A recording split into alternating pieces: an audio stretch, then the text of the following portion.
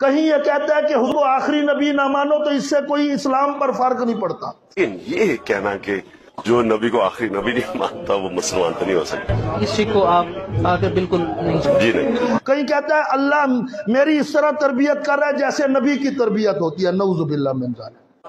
تو میں سمجھتا تھا کہ اللہ مجھے بھی مشکل وقت سے گزار رہا ہے، میری تیاری کروا رہا ہے جس طرح اس نے نبی کی تیاری کروائی.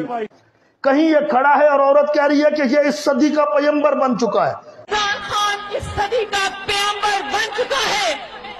تمہیں کچھ بھی نہیں ہوا. اس طرح اس نے اسلام کا مذاق اڑایا. ایک عورت کہتی ہے اے اللہ مجھے حج بھی نہ کرا عمرہ بھی نہ کرا، عمران خان کو دیکھ لوں بس میری فتح ہو گئی. اللہ مجھے عمرہ نہیں نصیب کرتا نہ کرے، حج نہیں نصیب کرتا نہ کرے، مجھے عمران خان کو دیکھ لیا میری دنیا فتح ہو گئی.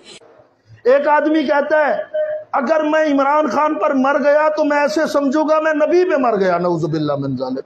ہم اسی کے اوپر مرنے والے ہیں، اسی پر مریں گے، سمجھو نبی پاک کے اوپر مر گئے ہم. یہ کیا ہے؟ ہم علماء بات کرتے رہے لیکن کوئی ٹس سے مس نہیں ہوا. ہم نے کہا یہ اسلام دشمن ٹولہ ہے، سیاسی ٹولہ نہیں.